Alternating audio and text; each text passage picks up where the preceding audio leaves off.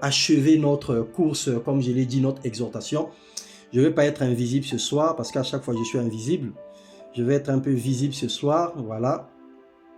Je suis là, je ne suis pas vieux, je suis seulement jeune. J'ai 22 ans aujourd'hui. Donc voilà. Par la grâce du Seigneur, nous allons nous exhorter. Je vous salue encore pour ceux qui ne m'ont jamais vu, pour ceux qui ne m'ont jamais connu. Donc je suis votre bien-aimé frère et sœur, Sisley Tony. Et ce soir, par la grâce de Dieu, j'ai décidé de me faire connaître à vous. Et de passer ces moments dans la prière. Donc, nous parlons de mettre sa confiance en l'Éternel. Et ce soir, nous avons un sous-thème. Et le sous-thème que nous allons développer ce soir, c'est le secours de l'Éternel. Donc, en résumé, en parlant de la confiance, de mettre la confiance en Dieu, nous avons développé 5 sous-thèmes. Nous avons parlé de consulter l'Éternel, de ne pas s'appuyer sur des fétiches, sur des totems ou sur n'importe quelle science qui existe sur la terre, mais s'attacher à Dieu. Et nous avons parlé de placer notre espérance en l'Éternel. Et nous avons dit que lorsque nous mettons notre espérance en l'Éternel, nous pouvons connaître les crises de foi. Et lorsque nous avons parlé de consulter l'Éternel, Dieu nous a montré les moyens par lesquels il parle et il se révèle à nous. Nous avons également parlé de placer sa confiance en Dieu. Hier, nous avons parlé de croire en Dieu et croire Dieu. Nous avons vu le mécanisme du salut, comment on fait pour devenir enfant de Dieu et comment nous devons marcher pour que notre foi puisse grandir. Et tout à l'heure, j'étais en train de dire, lorsque nous connaissons Dieu, nous allons lui faire confiance. Et si nous lui faisons confiance, nous obtenons la foi. Parce que la foi vient de ce que l'on entend et ce que l'on entend vient de la parole de Dieu. Et si nous avons la foi, alors nous pouvons obtenir ce que nos cœurs désirent. C'est par la foi que le Seigneur nous donne ce que nous lui demandons. Et donc, si nous n'avons pas de foi, nous ne pouvons pas obtenir de Dieu. Et la foi, c'est comme la monnaie. La foi, c'est l'élément d'échange. Lorsque nous frappons dans la porte de Dieu, dans la porte du ciel, nous disons Seigneur, j'ai besoin du pain. Il va te dire le pain il coûte 1 euro. Et nous devons mettre de nos mains dans la poche pour sortir cette monnaie et donner pour obtenir le pain. Donc c'est un échange spirituel. Tu crois que Dieu est capable de te donner la nourriture parce qu'il est écrit dans sa parole que les lionceaux éprouvent de la disette et de la faim et ceux qui se confient en l'Éternel sont privés d'aucun bienfait. Donc ça c'est la monnaie que tu as.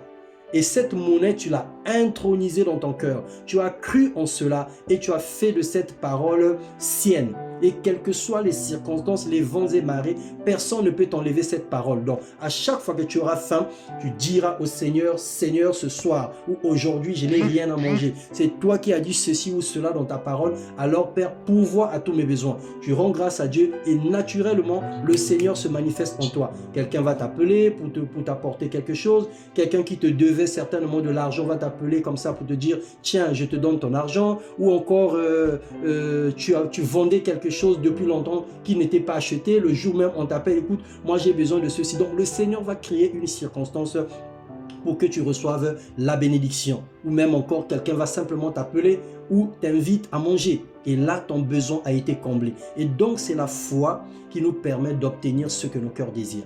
Parce que Dieu n'honore pas les paroles de notre bouche. Il y a des personnes qui sont très éloquentes. Ça veut dire qu'ils connaissent la parole de Dieu de A à Z. Ils connaissent les Écritures. Ils peuvent te réciter toutes les paroles de l'Écriture. Mais malheureusement, leur vie n'a jamais changé. Parce que ces paroles ne sont jamais devenues à l'intérieur d'eux esprit et vie. Ces paroles sont restées la lettre. C'est resté une simple connaissance ivresque. C'est des simples Écritures qui flottent dans leur esprit. C'est que de l'intelligence. Alors qu'avec Dieu, on n'a pas besoin de l'intelligence, mais on a besoin de la foi. Et donc la foi, c'est ce que la parole produit à l'intérieur de nous. Ça devient comme une monnaie, ça devient comme une ressource, ça devient comme de l'épargne ou de l'économie. Donc tu sais que tu as de l'argent en poche, tu peux aller rentrer dans une boulangerie et demander le pain parce que tu sais. Lorsque nous faisons les courses, tu ne vas pas aller pour remplir tout le magasin. Tu sais que dans ta carte bancaire, tu sais que dans ta poche, tu as... J'ai un retour, Corinne, je ne sais pas s'il y a un micro qui est ouvert. Donc le Seigneur sait que tu n'as rien, tu sais que tu n'as rien en poche et tu ne peux pas aller t'aventurer à comment on appelle, à prendre un article dans une boutique qui ne dépend pas de tes capacités. Tu ne pourras pas t'aventurer parce que tu sais que à l'intérieur tu sais que dans tes poches, tu ne disposes que de 10 euros. Donc tu vas essayer de prendre les choses autour de 9,99. Sinon, le chiffre rend 10. Donc c'est pareil. Plus nous connaissons la parole de Dieu, plus nous avons des promesses de Dieu, alors plus nous sommes riches spirituellement pour aller demander. C'est ainsi même lorsque nous prions, il y a des personnes qui ne peuvent pas prier pendant 5 minutes. Ils ne peuvent pas prier pendant 3 minutes. Au bout d'un moment donné, ils n'ont plus des mots. Ils ne savent plus quoi dire à Dieu parce qu'ils sont pauvres. Ils sont pauvres sur le plan de la connaissance de Dieu. Et plus tu as des promesses de Dieu, plus tu as la monnaie, plus tu es riche et plus tu pourras demander à Dieu et plus tes résultats seront satisfaisants et positifs. Donc nous allons parler du secours de l'Éternel aujourd'hui. Donc c'était les résumés des 4 derniers jours. Et nous allons prendre nos Bibles dans Daniel 3, les versets 1 au verset 26. Je suis en train d'aller un peu plus vite parce que je ne veux pas qu'on tire en longueur aujourd'hui. Et donc je vais lire Daniel 3, le verset 1 à 26. Et 3 personnes vont préparer Ésaïe 30, de 1 à 15. Donc, Ésaïe 30, de 1 à 15. Deuxième personne va préparer Psaume 121. On lira les 3 ou 4 premiers versets. Et la troisième personne va préparer Psaume 23. Nous lirons les 6, nous lirons tout le chapitre. Donc, Ésaïe 30, de 1 à 15. Psaume 121 et le Psaume 123. Et moi, je vais lire Daniel 3. À partir du verset 1. Donc nous lisons la parole de Dieu au nom du Seigneur Jésus-Christ. Le roi Nebuchadnezzar fit une statue d'or, haute de 60 coudées de large et 6 coudées. Il la dressa dans la vallée de Dura, dans la province de Babylone. Le roi Nebuchadnezzar fit convoquer les satrapes, les intendants et les gouverneurs, les grands juges, les trésoriers, les jurisconsultes, les juges et tous les magistrats des provinces pour qu'ils se rendissent à la dédicace de la statue qu'avait élevée le roi Nebuchadnezzar. Alors les satrapes, les intendants et le gouverneur, les grands juges et les trésoriers, les jurisconsultes, les juges et tous les magistrats des provinces s'assemblèrent pour la dédicace de la statue qu'avait élevée le roi Nebuchadnezzar. Ils le placèrent devant la statue qu'avait élevée le roi. Un héros cria à haute voix: « Voici ce qu'on vous ordonne, peuple, nation, hommes de toutes les langues. Au moment où vous entendrez le son de la trompette, du chalumeau, de la guitare, de la sambuc, de psalterion, de la cornemuse et de toutes sortes d'instruments de musique, vous vous prosternerez et vous vous adorerez la statue d'or qu'a élevé le roi Nebuchadnezzar. Quiconque ne se prosternera pas et n'adorera pas sera jeté à l'instant même au milieu d'une fournaise ardente. C'est pourquoi au moment où tous les peuples entendirent le son de la trompette, du chalumeau et de tous les instruments que nous avons cités, tous les peuples des nations et toutes les langues prosternèrent et adorèrent la statue d'or qu'avait élevé le roi. À cette occasion et dans le même temps, quelques Chaldéens s'approchèrent et accusèrent les Juifs. Ils prirent la parole et dirent au roi Nebuchadnezzar: « Ô roi, vis éternellement, tu as donné un ordre d'après lequel tous ceux qui entendraient le son de ces instruments devraient se prosterner et adorer la statue, et d'après lequel quiconque ne se prosternerait pas et n'adorerait pas serait jeté au milieu d'une fournaise ardente.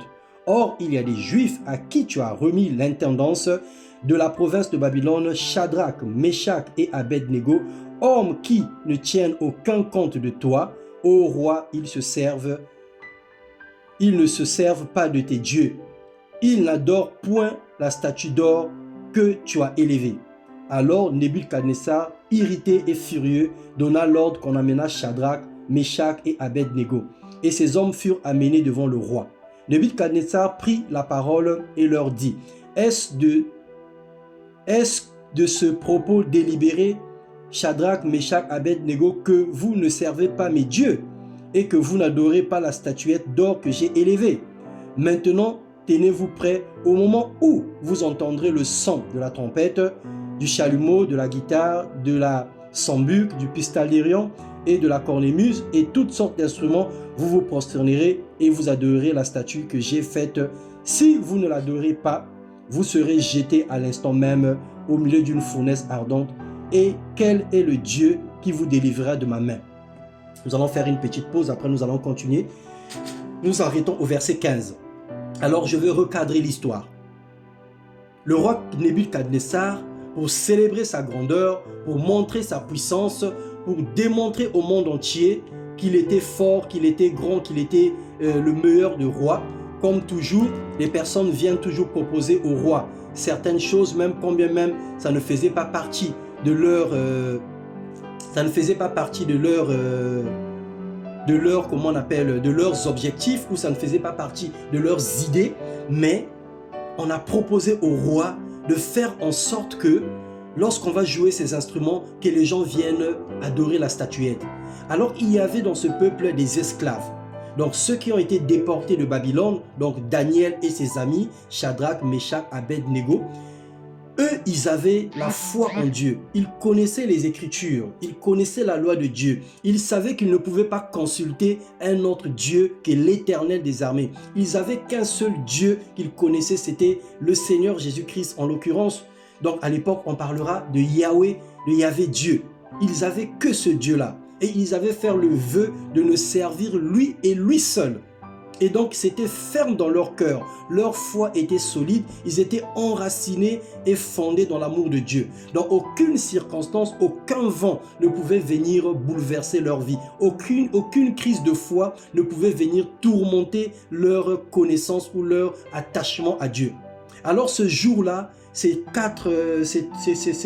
trois frères ont défié, ces quatre hommes ont défié le roi. Le roi a dit, on m'a rapporté de vous que lorsque tout le peuple adore, vous n'adorez pas. Alors on va chanter et on va voir comment est-ce que vous allez réagir. On veut voir aujourd'hui si c'est de façon délibérée, si c'est de façon volontaire que vous avez décidé de ne pas honorer mes dieux, de ne pas obéir à mon ordre. Alors c'était une situation compliquée. Et c'est ce que nous sommes en train de dire depuis le début. On ne peut que consulter l'Éternel seul. Lorsque nous ne consultons pas l'Éternel seul, nous allons connaître des malheurs dans notre vie. Et le premier jour, nous avons parlé des choses que Dieu avait interdit qu'on ne devait pas consulter. Nous avons dit qu'il n'était pas bien de faire passer les enfants par le feu. Donc la magie, l'astrologie, la sorcellerie, les 10 heures de bonne aventure, toutes les sciences que nous connaissons, le maraboutage, le Seigneur est contre ces choses. Lui seul est capable de nous donner ce que nos cœurs désirent. Et donc, lorsque nous avons besoin d'obtenir de Dieu, nous devons consulter l'Éternel et lui seul. Au travers de sa parole, nous trouvons des orientations pour pouvoir obtenir la chose que le Seigneur nous demande. Et donc, ce jour-là, le roi a emmené tous les peuples à commettre ce qu'on appelle l'idolâtrie. Parce que l'idolâtrie, c'est aimer autre chose que Dieu, ou aimer une autre personne plus que Dieu. C'est ça qu'on appelle l'idolâtrie. Aujourd'hui, si tu aimes ton mari plus que Dieu, tu es idolâtre. Si tu aimes ta femme plus que Dieu, tu es idolâtre. Si tu aimes l'argent plus que Dieu, tu es idolâtre. Si tu aimes ton travail plus que Dieu, tu es idolâtre. Donc, il y a plein de choses que nous pouvons faire qui peuvent faire de nous des idolâtres. Et ce jour-là, l'acte que ce peuple était en train de commettre, c'était adorer une statuette qui a été élevée. Et donc, toutes les personnes qui ont adoré la statuette ont attiré la colère de Dieu. Toutes ces personnes étaient séparées de Dieu à cause de l'idolâtrie. Mais ces hommes-là, ces personnes-là, qui avaient la foi véritable en Dieu, ils ont refusé de s'attacher à ces dieux-là. Ils ont refusé d'accepter la proposition du roi. Et le verset 16, la Bible nous dit, Shadrach, Meshach et Abed-Nego, donc les trois, répliquèrent au roi Nebuchadnezzar, nous n'avons pas besoin de te répondre là-dessus. Voici notre Dieu que nous servons peut nous délivrer de la fournaise ardente et il nous délivrera de ta main, ô roi. Sinon, sache, ô roi, que nous ne servirons pas tes dieux et que nous n'adorerons pas la statuette d'or que tu as élevée. Bien-aimés dans le Seigneur, quelle fermeté! Est-ce que le Seigneur peut nous accorder la grâce d'avoir une telle fermeté? Combien de personnes pour signer un contrat ont été obligées de se déshabiller devant le directeur ou devant le chef du personnel? Combien de personnes pour obtenir un emploi, que ce soit les hommes comme les femmes dans ce monde moderne, ont été obligés de donner leur corps en sacrifice sexuel pour obtenir ce que leur cœur désire? Pour adhérer à un clan, il faut que tu deviennes homosexuel. Pour obtenir un boulot, il faut que tu brises le vœu de ton mariage pour sortir avec celui qui va te signer le contrat. Pour obtenir un marché, il faut que tu appartiennes à la franc-maçonnerie ou je ne sais pas à quelle science. Pour obtenir un enfant, il faut que tu ailles pleurer dans les cimetières des personnes qui sont mortes. Pour obtenir quelque chose, il faut que tu ailles toquer dans toutes les portes où Christ n'est pas glorifié pour que tu puisses obtenir ce que ton cœur désire. Alors le Seigneur est contre ces choses. Le Seigneur est contre ces choses. Nous n'avons pas besoin de faire des alliances avec autre chose que Dieu pour obtenir. Et ce sont des pratiques qui attirent la colère de Dieu. Et aujourd'hui, le monde est en train de partir dans cette direction. Nous faisons même la comparaison. Nous sommes en train de voir que ceux qui sont dans le monde sont beaucoup plus nantis, sont beaucoup plus riches que nous qui sommes en Christ. Mais nous ne savons pas ce que ces hommes-là ont fait pour obtenir ce qu'ils ont aujourd'hui. Comme je disais tantôt tout à l'heure, il y a des hommes qui ont été obligés de devenir homosexuels pour obtenir un poste de directeur, un poste de chef d'agence, pour devenir cadre dans son entreprise. Il était obligé en tant qu'homme de baisser son pantalon ou sa culotte.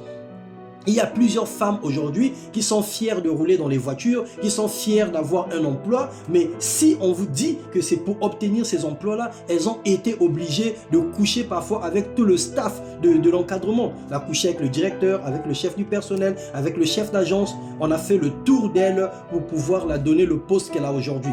Elle est bien dans son poste, mais à l'intérieur d'elle, elle n'est pas fière parce qu'elle n'a pas obtenu cela par un gain normal. Et donc, ces trois hommes ont usé de fermeté. Ils ont usé de courage, ils ont usé de force vis-à-vis de l'Éternel. Ils ont décidé d'honorer l'Éternel Dieu. Aujourd'hui, c'est la disposition que nous devons avoir. Nous rentrons dans le deuxième semestre de l'année. Nous voulons faire le vœu, le dire à l'Éternel que Seigneur, nous mettons notre confiance en toi seul. Quelles que soient les propositions sataniques et diaboliques, quelles que soient les propositions en sorcellant et en voûtant. Il y a des familles où on va te dire, mais non, mon fils, ne sois pas ignorant. Nous, on prie depuis toujours. Nous sommes tes grands-parents. Nous connaissons les choses mieux que toi. Prends seulement ça. Va seulement mettre dans ta maison, mets seulement dans ton lit, mets seulement sous ta table là où tu fais le commerce. Tu vas voir comment ton commerce va prospérer. Porte seulement la nulette là, porte seulement la gourmette là, tu vas voir. On ne te demande pas de sacrifier qui que ce soit, mais prends seulement ça. Bien-aimé, le diable est rusé. Le diable, c'est un menteur. Au travers de ces connexions, ce sont des antennes que tu fais rentrer dans ta maison.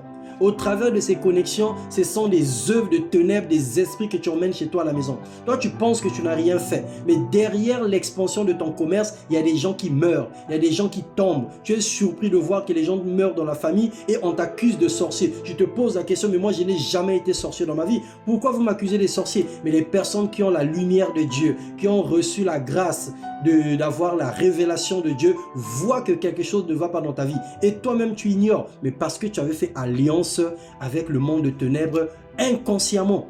Et il y a des personnes qui l'ont fait consciemment, mais il y a des personnes qui l'ont fait inconsciemment. Et donc que le Seigneur nous aide à mettre sa confiance en lui. Nous pouvons adorer lui et lui seul. Nous n'adorerons pas un pasteur, nous n'adorerons pas un homme, nous n'adorerons pas quoi que ce soit, mais que l'Éternel lui-même, le Dieu créateur du ciel et de la terre. Donc ces trois personnes ont usé de violence. Ils ont défié le roi. Ils ont dit au roi que nous n'avons pas besoin de te répondre, mais notre Dieu va nous défendre de ta main et de la main de tout ton gouvernement. Alors le roi fut irrité. Sur quoi, le verset 19, Nebuchadnezzar fut rempli de fureur et il changea de visage en tournant ses regards contre Shadrach, Meshach et Abednego. Il reprit la parole et ordonna qu'il ne convenait de la chauffer.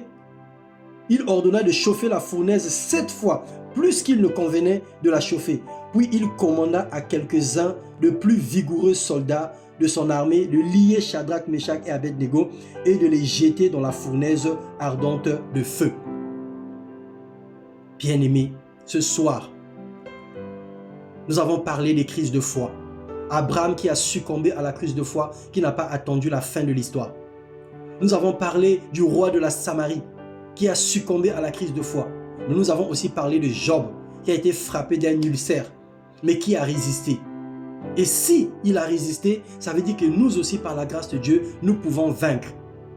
Dieu ne nous demande pas de montrer la force. Dieu ne nous demande pas de se considérer comme étant puissant. Mais Dieu nous demande de lui faire confiance. Et si nous lui faisons confiance, il a la capacité de combler nos faiblesses, de combler les vides dans nos vies et de nous donner la capacité d'aller de l'avant. Il a la capacité de nous emmener là où nous ne pouvons pas naturellement y arriver. Il a la capacité de nous emmener là. Il a la capacité de nous délivrer de la main de toutes sortes des attaques ou de toutes sortes des esprits ou des malfaiteurs qui veulent nuire à notre vie. Et donc ces personnes, on avait chauffé la fournaise 7 fois. Et la Bible déclare dans la suite de la méditation que même les personnes qui les ont pris pour les faire rentrer dans la fournaise, rien que la vapeur du four les a frappés et ces personnes sont mortes. Ces hommes furent liés avec leurs caleçons et leurs tuniques, leurs manteaux et leurs autres vêtements et jetés au milieu de la fournaise ardente. Comme l'ordre du roi était sévère et que la fournaise était extraordinairement chauffée, la flamme tua les hommes qui avaient jeté Shadrach, Meshach et Abednego.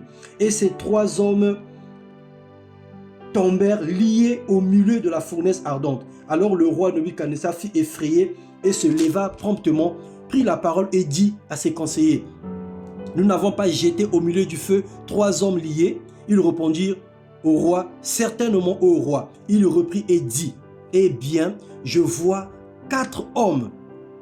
Je vois 4 hommes sans lien qui marchent au milieu du feu et qui n'ont point de mal, et la figure du 4e ressemble à celle d'un fils de Dieu.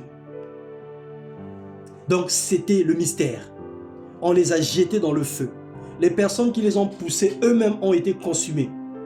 Mais le roi est en train de voir 4 personnes à l'intérieur du feu. Et parmi les 4, il y avait un qui avait le visage rayonnant, le visage d'un fils de Dieu.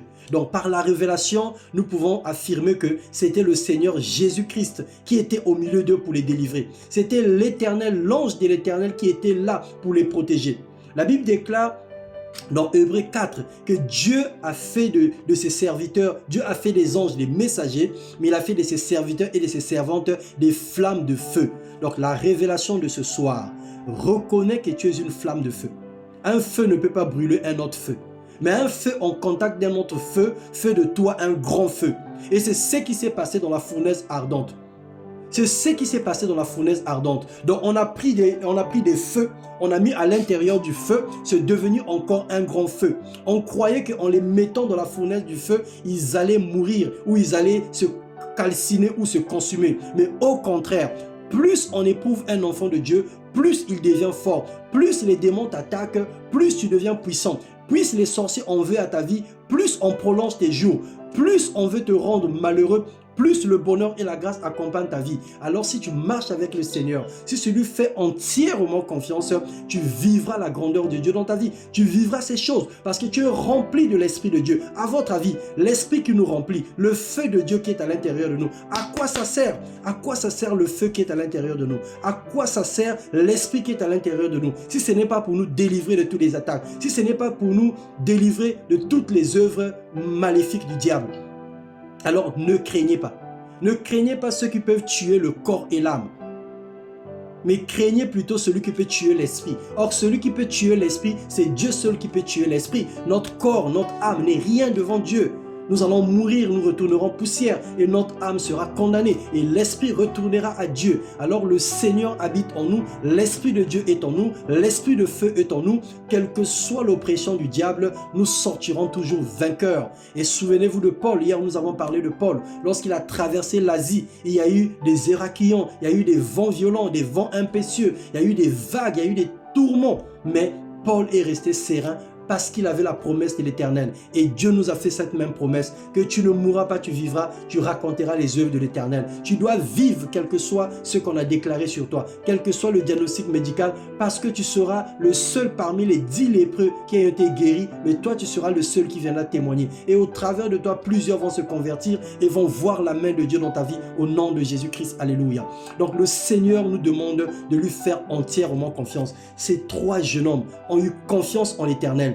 Et Dieu les a délivrés. Et lorsque le roi a vu cela, le roi a pris peur. J'ai dit tout à l'heure que tu ne mourras pas, tu vivras et tu raconteras les œuvres de l'Éternel. Ce que Dieu fait dans ta vie est un signe et un présage. Nous l'avons lu dans Ésaïe 8, que Dieu fait de nous des signes et des présages. Qu'est-ce que ça veut dire signe et présage? Ça veut dire que ce que Dieu fait dans ta vie, ça devient un témoignage. Tu es une lettre vivante selon 2 Corinthiens 3:3. Au travers de toi, il y a une lecture qui se fait. Ceux qui te regardent, ceux qui croisent ton chemin, ils lisent la grâce sur toi. Ils lisent la vie de Dieu en toi. Ils lisent le fruit de l'esprit. Ils lisent l'amour de Dieu en toi. Et donc toi, tu deviens comme une lettre ouverte. Ta façon de marcher, ta façon de se tenir, ce que tu laisses comme impact autour de toi, sur la terre, dans le quartier, dans ton milieu professionnel, partout là où tu passes, l'impact que tu laisses, c'est une lettre, c'est un message que tu communiques au monde entier. Et les gens autour de toi peuvent bénir le Seigneur au travers de la puissance qui se manifeste en toi, au travers de la guérison, des miracles que Dieu opère de ta vie. Les gens voient la main de Dieu. Et c'est ça, devenir un signe et un présage. Même après toi, on parlera de toi. Ta famille parlera de toi et plusieurs vont continuer à honorer le Dieu que toi tu as accepté d'honorer, le Dieu que toi tu adores aujourd'hui, le Dieu que toi tu as accepté à cause des bonnes œuvres qui se révèlent et qui se manifestent à l'intérieur de toi. Et donc ces trois personnes ont fait confiance en l'Éternel et Dieu les a délivrés de la fournaise ardente. Alors qu'est-ce que Dieu ne peut pas faire dans ta vie ce soir? Quel est le problème que tu as où le Seigneur ne peut pas intervenir? Si Dieu a délivré de la fournaise ardente, si Dieu a sorti ces trois jeunes hommes d'un four qui a été chauffé plus de 7 fois, plus que la normale, même les personnes qui se sont approchées ont été tuées. Mais eux, ils sont sortis. Dans la suite, la Bible nous dit que non, aucun de leurs vêtements, aucun cheveu, aucun poil n'a été consumé par le feu. Parce que eux-mêmes, ils étaient le feu. Alors, aspire à devenir un feu. Aspire à devenir un feu. Aspire à devenir toi-même une seule chose avec Dieu. Lorsque tu es un avec Dieu, tu reçois les attributs de Dieu. Le Seigneur, il est l'eau de vie qui ne tarit point. Tu deviendras toi-même de l'eau. Lorsqu'on va te plonger dans de l'eau, tu ne pourras pas te noyer. Souvenez-vous de Jonas. Jonas dans le ventre du poisson. La mort a refusé Jonas.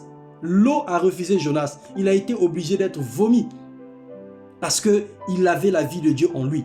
Et le feu a refusé ces trois jeunes hommes. Malgré qu'on a chauffé 7 fois, le feu a refusé de les consumer. Le feu les a rejetés dehors. Alors lorsque tu es un avec Dieu, les attributs de Dieu deviennent ton partage. Parce que ce n'est plus toi qui vis, mais c'est Christ qui vit en toi. L'Esprit de Dieu est au milieu de toi et à l'intérieur de toi. La mort n'a pas résisté dans la vie de Jésus. 3 jours dans le tombeau, la terre l'a vomi. La mort n'a pas accepté la vie de Christ. Alors si Christ habite en toi, même la mort va te fuir. Tu mourras le jour où Dieu décidera que tu meurs. Parce que la mort aura peur de toi. Devant le nom de Jésus-Christ, tout genou fléchit. Donc les genoux de la maladie, les genoux de la pauvreté, les genoux de la bassesse, les genoux de la mort, les genoux de toutes sortes de difficultés. Nous allons connaître des épreuves, nous allons connaître des attaques, mais ce qui compte, c'est la fin. La fin de toutes choses. Et à la fin, nous devons être victorieux. À la fin, nous devons être vainqueurs. À la fin, nous devons être plus que vainqueurs. Parce que la gloire de Dieu s'éclate dans nos vies. Et ce que le Seigneur a fait dans la vie de ces trois jeunes hommes, Dieu est capable de le faire. Il n'y a aucune situation dont Dieu ne peut pas faire dans ta vie. Alors, continue à faire confiance en l'Éternel. Et j'aime les défis. J'aime vraiment les défis. Et je voudrais dire encore ce soir que toutes les personnes qui mettront leur confiance en Dieu, et jusqu'à la fin de l'année, et si le Seigneur n'agit pas, si le Seigneur ne se manifeste pas, il faut venir me voir. Il faut venir me dire, qu'est-ce que tu as fait, comment tu as fait et pourquoi Dieu n'a pas agi. Dieu n'a pas agi. Nous allons trouver la réponse au travers de la parole de Dieu. Parce que Dieu, il est le maître de temps et de circonstances. Il ne ment pas.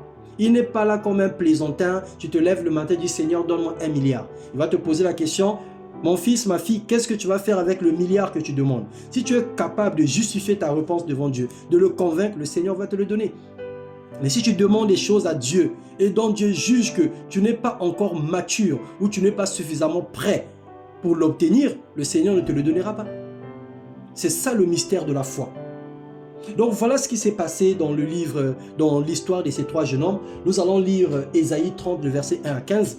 Je vais laisser une personne nous lire cette parole. Une personne qui a trouvé va nous lire Ésaïe 30 du verset 1 au verset 15.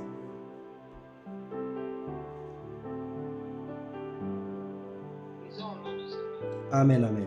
Ésaïe 30 du verset 1 à 15. Malheur, dit l'Éternel aux enfants rebelles, qui prennent des résolutions sans moi et qui font des alliances sans ma volonté, pour accumuler péché sur péché, qui descendent en Égypte sans me consulter, pour se réfugier sous la protection de Pharaon, et cherchent un abri sous l'ombre de l'Égypte. La protection de Pharaon sera pour vous une honte, et l'abri sous l'ombre de l'Égypte une ignominie. Déjà, ces princes sont à Toan et ses envoyés ont atteint Anès.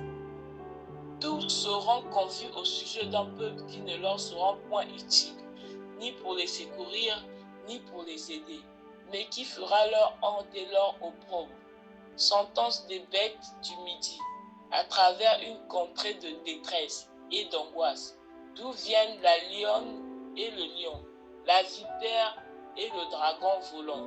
Ils portent à dos d'âne leur richesse, et sous la bosse des chameaux leur trésor, à un peuple qui ne leur sera point utile, car le secours de l'Égypte n'est que vanité et néant.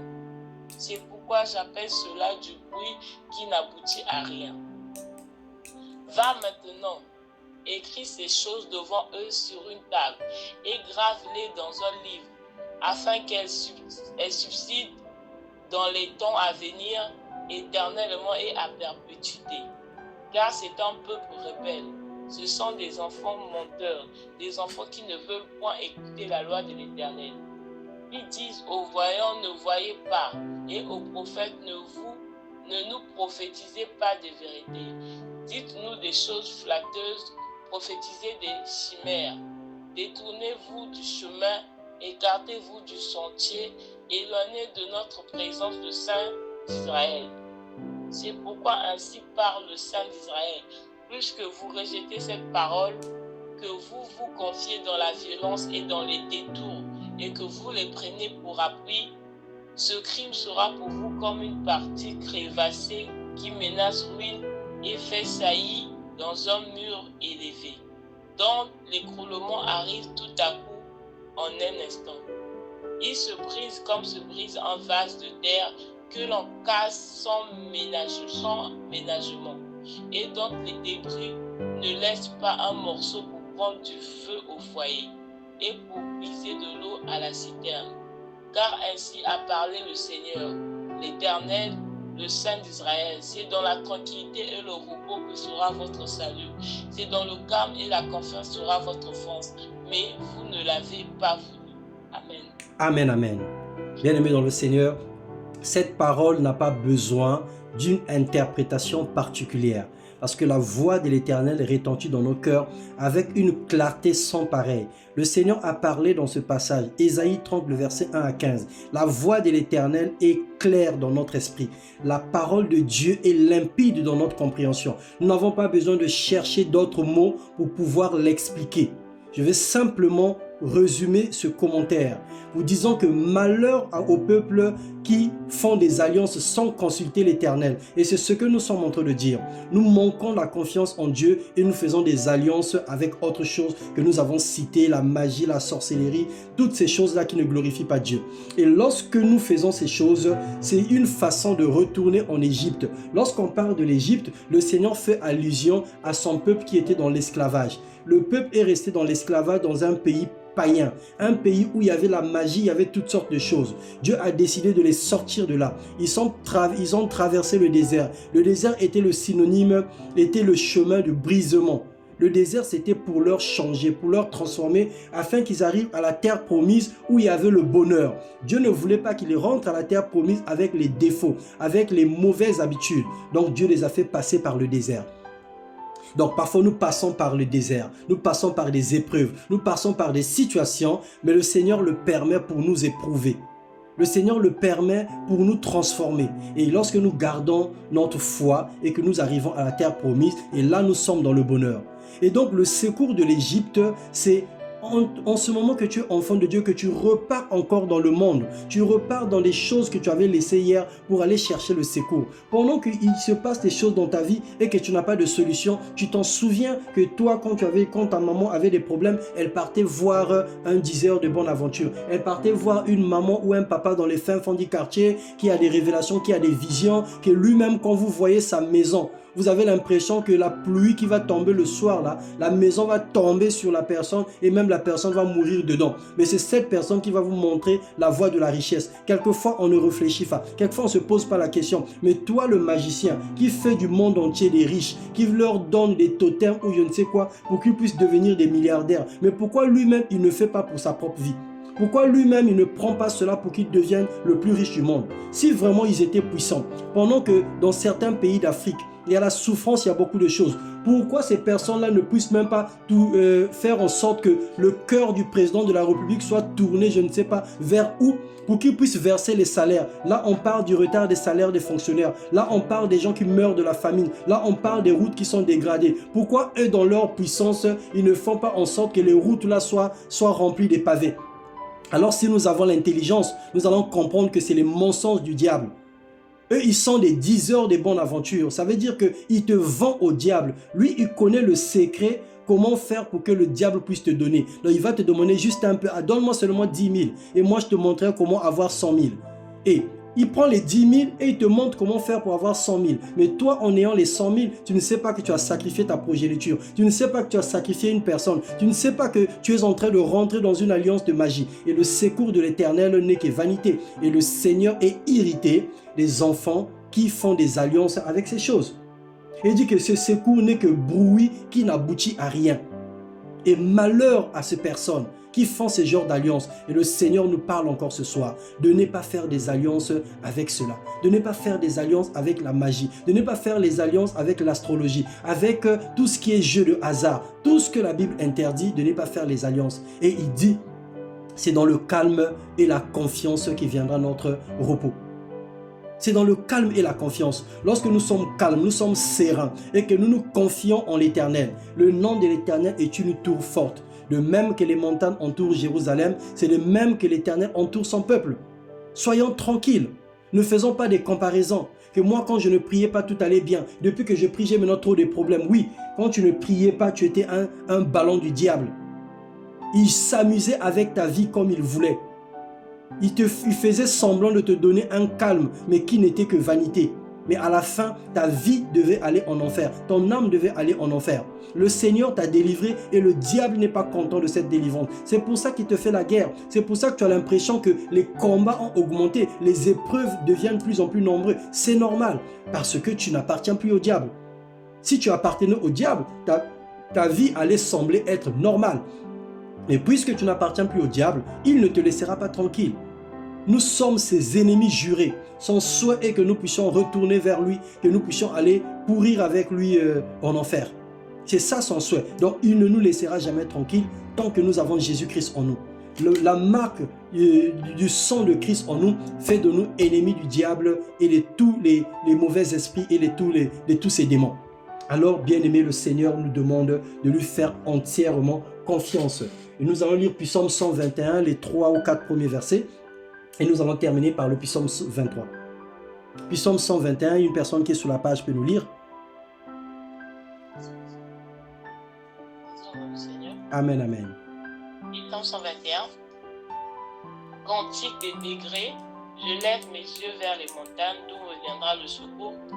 Le secours me vient de l'Éternel qui a fait les cieux et la terre. Il ne permettra point que ton pied chancelle. C'est celui qui te garde ne sommeillera point. Amen. Amen, amen. Ça c'est notre parole du mois de juin. Pour toutes les situations, nous allons lever les yeux vers l'Éternel. Parce que c'est de lui seul que vient le secours. Et lui, il ne permettra pas que nous puissions chanceler. Si nous avons confiance en Dieu, pour toute situation, tu lèves les yeux vers les montagnes. Lever les yeux vers les montagnes est synonyme de regarder vers le ciel, est synonyme de regarder vers celui qui est là-haut, est synonyme de se confier en Dieu, est synonyme de consulter l'Éternel. Pour toutes les situations que nous allons rencontrer, consulte l'Éternel. Il n'est pas exclu que les crises de foi vont venir. Nous allons passer quelques secondes, un peu de tourment, un peu de peur, mais dès que la parole de Dieu remonte dans nos cœurs, ressaisis-toi et confie-toi en l'Éternel. Lève les yeux vers les montagnes. Parle à Dieu. Dis-lui, Seigneur, pour telle situation, pour telle situation, pour telle situation, voici comment je vois les choses. Voici ce que je souhaite de toi, Seigneur, mais que ta volonté soit faite. N'imposons pas Dieu notre volonté, mais soyons soumis, soyons flexibles à la proposition de Dieu. La réponse de Dieu est toujours la meilleure. Tu as demandé au Seigneur de te donner un pain et il t'a donné un quart de pain. Accepte ce quart de pain parce que Dieu sait pourquoi il te donne le quart de pain. Dieu sait le pourquoi. Accepte avec joie. Bénis le Seigneur avec joie et continue à marcher en persévérant jusqu'au résultat. Et le psaume 23, nous allons lire aussi et nous allons terminer par là. Psaume 23, nous allons lire tout le chapitre, c'est pas long. Une personne qui a trouvé, s'il vous plaît.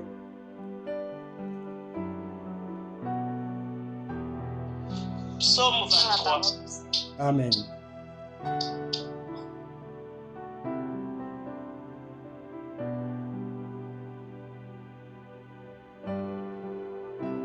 Psaume 23.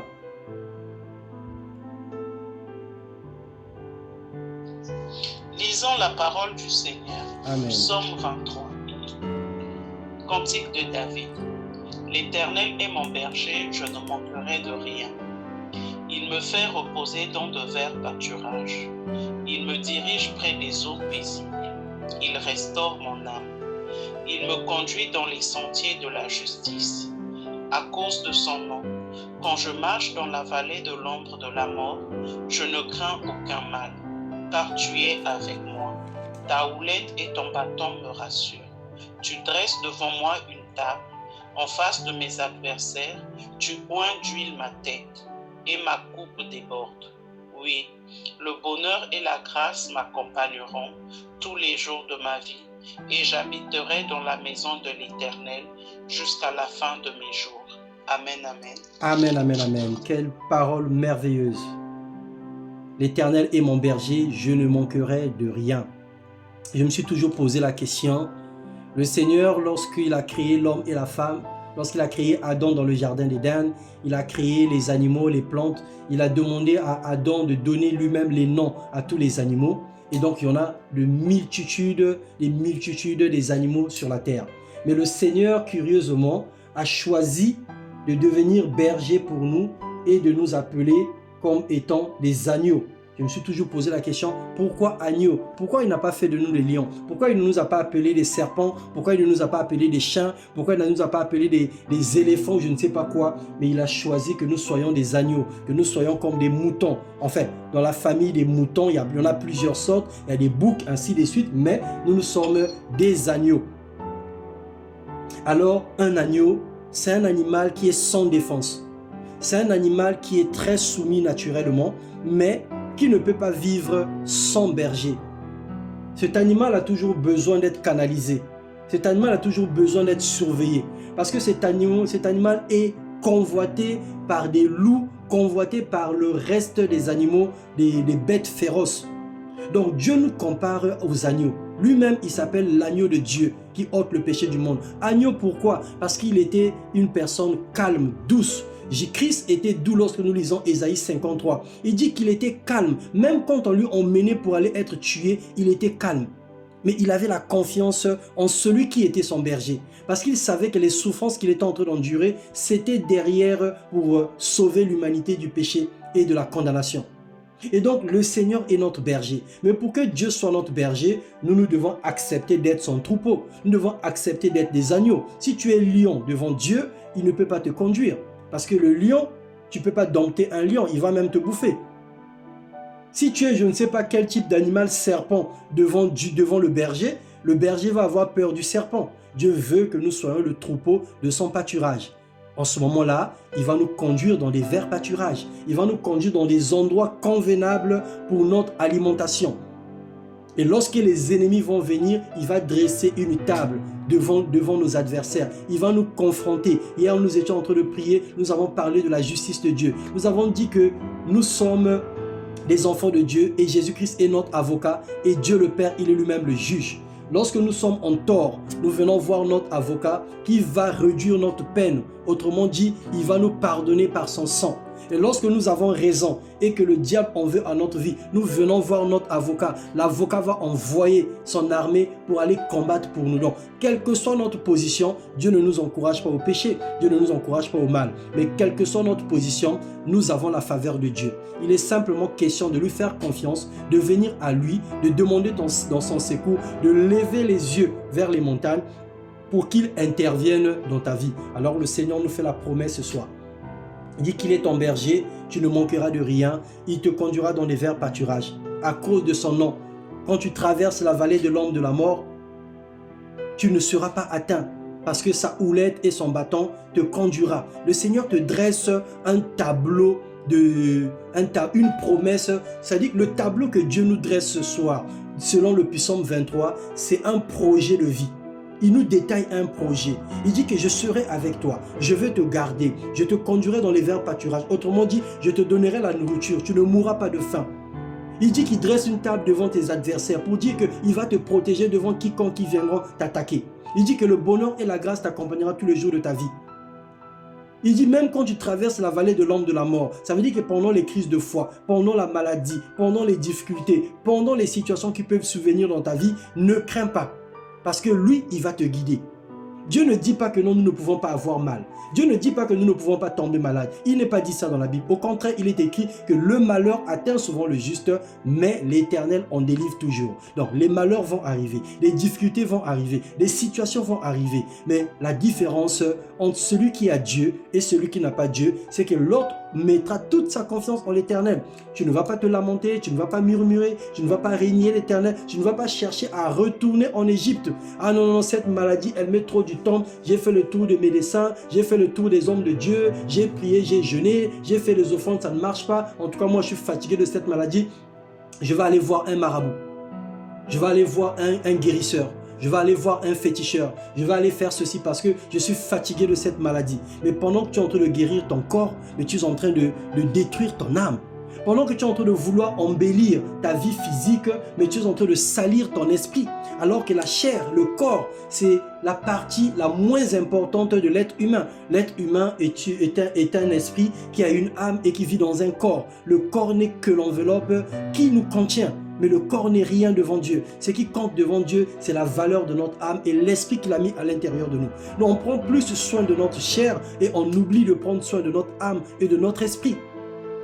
On oublie de prendre soin de notre âme et de notre esprit. Et donc, le Seigneur dresse un tableau. C'est un projet de vie. Alors, c'est à nous de faire confiance en Dieu. Est-ce que nous croyons au projet que le Seigneur dresse dans le psaume 23 ? Est-ce que ce projet, ce soir, tu peux faire de ça ton projet? Tu peux écrire dans les murs de ton cœur le psaume 23 ce soir? Est-ce que tu peux inscrire dans les murs de ton cœur ce psaume? Est-ce que tu peux relire phrase après phrase, mot après mot et dire à Dieu ce soir, Seigneur, si tu es Dieu, ce que tu as dit dans ta parole là, fais de ça une réalité, une vérité dans ma vie. Et tu adaptes cette parole à ta situation. Tu adaptes cette parole à ta condition aujourd'hui. Quel que soit ce que nous sommes, quel que soit le niveau social, nous avons besoin de Dieu. Même quand tu es riche, tu as besoin de sécuriser ta richesse. Tu as besoin de ta protection divine. Quand tu atteins un certain niveau d'élévation, tu es exposé à tout moment à l'empoisonnement. Tu es exposé à tout moment au braquage. Tu es exposé à tout moment aux personnes qui peuvent venir ôter la vie. Parfois même quand tu es pauvre, personne ne fait cas de toi. Tu peux même rester dans un coin de rue, même les bandits qui vont passer, les bébés noirs, les koulouna, tout ce que nous connaissons, le Bronx aux États-Unis, je ne sais pas quoi, les bandits que nous connaissons dans le monde. Quand tu es pour toi SDF, quand tu es un pauvre type de coin dans la rue, on ne va même pas te gérer. On ne va même pas te gérer. Mais dès lors que tu commences à monter un tout petit peu, dès que tu as une voiture, dès que tu as une maison, dès que tu t'es marié, dès que tu as quelque chose, dès que tu portes un joli vêtement, tu deviens exposé. Alors nous avons tous besoin de Dieu. Nous avons tous besoin de Dieu, quel que soit ton niveau social. Et si nous confions en l'Éternel, le Seigneur sera notre bannière. Le Seigneur sera notre protection. Alors, bien-aimés dans le Seigneur, c'est par là que nous allons mettre fin à ces moments de prière et d'exhortation. ces 5 jours que nous avons passés dans la présence de Dieu, si on peut l'appeler un séminaire sur mettre sa confiance en l'Éternel. Nous avons parlé de beaucoup de choses. Nous avons appris beaucoup de choses. Le Seigneur nous a parlé de la manière la plus simple possible. Le Seigneur a utilisé des passages de la Bible clairs et nets pour nous expliquer ce qu'il veut pour nous. Il veut que nous puissions lui mettre confiance. Parce que Dieu sait que dans les jours à venir, le diable est en train de multiplier les stratégies dans les mensonges. Aujourd'hui, déjà en Europe, les personnes, à partir de l'année prochaine, il y aura certaines personnes qui vont avoir 2 cartes nationales d'identité. Parce qu'ils sont des bisexuels. Donc il est à la fois homme et il est à la fois femme. Donc il doit avoir la carte d'identité du côté homme et carte d'identité du côté femme. On apprend aux enfants à l'école qu'il faut attendre un certain âge de choisir son orientation. Ça veut dire que c'est l'enfant qui doit décider s'il va être fille ou garçon. Peu importe la forme de son sexe, mais c'est l'enfant qui doit décider. Et en fonction de son orientation, la médecine va adapter sa vie pour qu'il devienne ce qu'il veut. Parce qu'on est en train d'apprendre aux gens que nous sommes les maîtres de notre destin et notre vie nous appartient. Bien-aimés dans le Seigneur, ce sont les mensonges du diable. Le monde est en train de connaître des bouleversements et des transformations. Au bout d'un moment donné, plusieurs personnes commencent même à douter de la Bible. Ils disent, mais oui, mais c'est un vieux livre. Effectivement, c'est les hommes qui ont écrit ça. C'est le mensonge, tout ce qui est dans la Bible. Oui, si Jésus était Dieu, si c'était vrai, pourquoi il n'y a pas ça? Pourquoi il n'y a pas ça? Mais bien aimé dans le Seigneur, la Bible est parmi les livres les plus originaux du monde. Parce que ce qui est écrit dans la Bible depuis plus de je ne sais pas combien de milliers d'années, c'est des choses que nous vivons aujourd'hui. Lorsque Dieu dit dans la parole de Dieu que lorsque dans Zacharie, lorsque vous verrez Israël être investi dans l'armée, ainsi de suite, c'est des signes qui annoncent la fin. Qui croyait qu'un jour Israël, comme un pays le plus sécurisé au monde, là où il y a beaucoup d'intelligence et de richesse, là où on parle de la naissance de la religion, que pouvait connaître ce que Israël est en train de connaître aujourd'hui? Qui pouvait croire qu'aujourd'hui, les grandes démocraties pouvaient connaître des situations que nous sommes en train de connaître maintenant? C'est ce que la Bible avait déjà prédit et c'est ce que nous sommes en train de vivre. Les derniers temps, ça veut dire que c'est un Bible original. C'est un Bible qui n'est ni vieux, ni nouveau, ni je ne sais pas reformé, mais c'est un Bible simplement, c'est un livre simplement d'actualité. La parole de Dieu est d'actualité. Et donc les événements qui vont venir vont nous faire douter de Dieu. Alors le Seigneur est en train de nous préparer, de mettre notre confiance en lui, pour que l'encre de notre foi, soit ancrée dans la parole de Dieu, pour que Christ soit l'encre de notre foi, que rien ne vienne troubler notre foi, que rien ne vienne nous déranger l'esprit. Qu'on ne vienne pas nous dire que Jésus-Christ n'est plus Seigneur, qu'on ne vienne pas nous dire que Dieu ne guérit pas, qu'on ne vienne pas nous dire que Dieu ne faisait pas les miracles. Parce que nous connaissons ces choses. Nous voyons Dieu dans notre vie et nous pouvons le témoigner. Donc Dieu est en train de renforcer notre foi, notre confiance en lui. Et en ayant confiance en lui, nous devons être des signes et des présages. Là où tout le monde, comme ce peuple à Babylone, là où tout le monde ne croit plus, là où tout le monde s'agenouille devant les statuettes, nous allons venir leur dire que ce que vous êtes en train de faire, c'est une erreur. Parce que Dieu est capable de nous délivrer. Et lorsque nous leur restituons ces paroles, on va nous mettre à l'épreuve et nous verrons la gloire de Dieu dans notre vie. C'est de ça qu'il s'agit. Et c'est ce que nous devons être et c'est ce que nous allons devenir. Ne te sous-estime pas. Ne regarde pas la petite personne que tu es aujourd'hui. Ne regarde pas ce que tu es aujourd'hui. Ne pense pas que parce que tu n'es pas capable d'exhorter comme moi ou capable de prêcher que Dieu ne te voit pas, que Dieu ne te connaît pas, que tu n'es pas utile devant Dieu. Non, c'est faux, ne te trompe pas. Personne n'est plus grand que l'autre. Nous avons simplement reçu des talents. Moi, j'ai le talent de parler de la part de Dieu. Toi, tu as certainement le talent de prier, tu as certainement le talent de faire je ne sais quoi, mais Dieu nous a tous appelés, Dieu nous a tous choisis et nous sommes tous un devant le Seigneur. Chacun est venu sur la terre pour accomplir une mission qui convient à la volonté de Dieu. Alors chacun de nous a sa place sur la terre. Le Seigneur te connaît et il t'aime. Le Seigneur a pour toi des projets de bonheur et de paix pour te donner un avenir et de l'espérance. Il dit que le bonheur et la grâce t'accompagnera tous les jours de ta vie. Pourquoi le bonheur et la grâce doivent t'accompagner? Mais pour que tu sois en forme pour aller parler de la part de Dieu. Pour que tu sois en forme de raconter les œuvres de l'Éternel. Pourquoi tu ne mourras pas? Pourquoi tu dois vivre? Pour que tu témoignes Dieu. Pour que tu sois là comme le témoin pour dire que Dieu existe. Parce que le souhait de Dieu est que tous les hommes soient sauvés et parviennent à la connaissance de la vérité. Au milieu de ta famille, dans ton quartier, dans ta génération, autour de toi, tu es un signe. Même si tu ne parles pas. Souvenez-vous de 2 Corinthiens 3:3. Dieu a fait de nous des lettres vivantes. Notre comportement suffit pour enseigner des gens. Il y a des personnes qui nous prennent pour modèle. On n'a pas besoin d'aller parler. On n'a pas besoin de faire des lives, des vidéos, de faire des streamings, de faire, je ne sais pas comment on appelle ça sur TikTok, de faire tous ces matalana-là. Pour qu'on puisse savoir que nous avons la puissance de Dieu. Mais rien que ta façon de marcher, ta façon de parler, ce que tu fais tous les jours, les personnes que tu fréquentes, ta façon de vivre Dieu, ta façon de faire des choses, rien que ça enseigne le monde autour de toi. Tu n'as pas idée de la façon dont les gens tirent exemple de ton comportement. Même si on ne te le dit pas, même si toi-même tu ne le sais pas, mais le Seigneur te fait savoir que ta conduite est un message dans le monde. Et surtout, si nous avons plus de fruits de l'Esprit en nous, nous serons les personnes qui vont impacter autour de nous. Un jour, le Seigneur permettra qu'on témoigne de nous. Un jour, le Seigneur permettra qu'on dise vraiment, cette fille-là, cette femme-là, ce monsieur-là, ce garçon-là, c'est vraiment un serviteur de Dieu. Dieu ne regarde pas nos faiblesses, Dieu ne regarde pas les péchés que nous commettons tous les jours ou nos défauts, mais Dieu regarde ce qu'il a mis à l'intérieur de nous. Si nous croyons en ce que Dieu a mis à l'intérieur de nous, nous allons le restituer d'une façon ou d'une autre. En tout cas, que le Seigneur vous bénisse. Nous avons passé une excellente semaine dans sa présence et nous croyons que ce que le Seigneur a fait dans nos vies, ça va rester, ça va demeurer, ça va produire des fruits et nous allons témoigner de la puissance de Dieu. Amen, amen, amen, amen, amen, amen. Donc nous avons fini. Bien